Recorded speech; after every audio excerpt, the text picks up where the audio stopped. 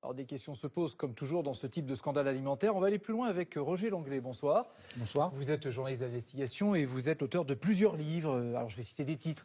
Qui décide de notre santé? Des lobbies contre la santé, sites pollués en France, l'industrie du mensonge. Dans l'affaire de Lactalis, là on est dans quel registre?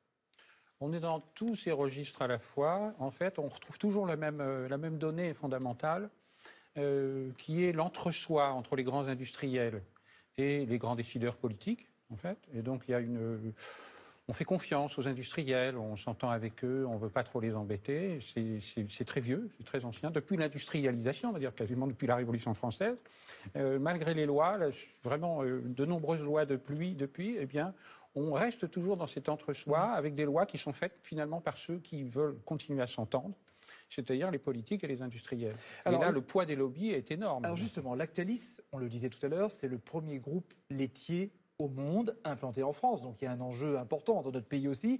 Est-ce que ça le rend plus intouchable ou plus difficilement attaquable? Absolument. Parce que plus le groupe est important, déjà, il faut savoir une chose, c'est ce qu'on explique dans notre enquête, plus c'est un employeur de la République. Et plus on y trouve d'anciens politiques qui se sont recasés à des postes très intéressants dans les services de lobbying ou dans les directions directement des entreprises. On a un monde de l'entre-soi qui fonctionne de façon extrêmement huilée et où on ne s'embête pas trop. Et en plus, le ministère de l'Agriculture, qui là aurait dû faire son travail, en fait ne l'a pas fait, tout simplement parce que c'est un des ministères les plus lobbyés par les lobbies, en particulier les lobbies agroalimentaires, évidemment. On a des experts qui font la pluie et le beau temps et qui pourtant sont financés par les industriels. Alors, dans Les Crapules de la République, le livre qui sort en ce moment aux éditions First, vous estimez que de plus en plus souvent, il y a des mesures de santé publique qui ne sont pas prises ou qui sont prises au détriment de la santé des Français, parce que vous dites qu'il y a derrière le bénéfice des entreprises qu'il faut sauvegarder des grands groupes. C'est ça d'abord l'enjeu. On fait d'abord passer l'enjeu économique avant l'enjeu de la santé publique. Alors moi, je ne le vois pas comme ça. Avec Jean-Luc Touly, on a écrit ce livre justement pour montrer que ce n'est pas seulement l'argument économique qui vient peser. Non, ce sont très mauvaises habitudes, ce sont des ententes, souvent même des concussions, en fait, faut dire le mot.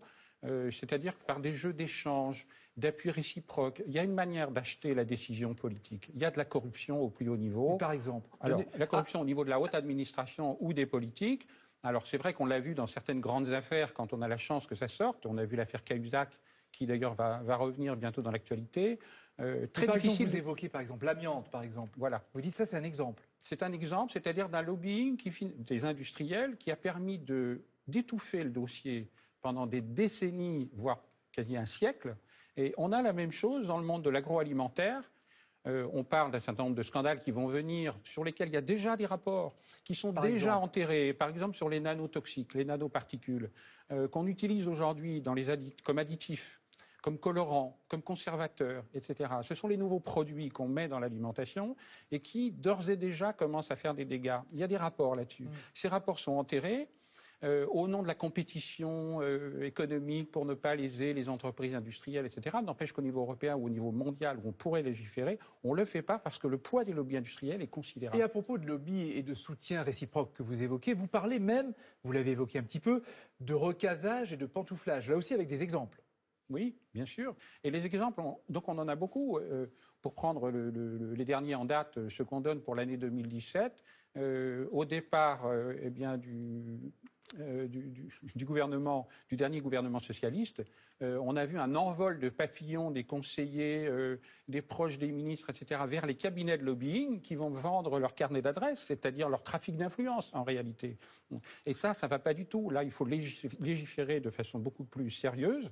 Il n'y a quasiment aucune législation là-dessus. Et concernant le type de scandale qu'on a avec Lactalis, c'est des sanctions beaucoup plus importantes, des obligations des industriels en termes de communication. Il est tout à fait anormal qu'ils fassent la pluie et le beau temps aussi bien sur l'information qu'en matière de communication. Il devrait là y avoir des experts indépendants et en particulier pour fixer les normes sanitaires à respecter. Merci Roger Langlais d'être venu sur le plateau du Grand Soir 3 ce soir. Les journalistes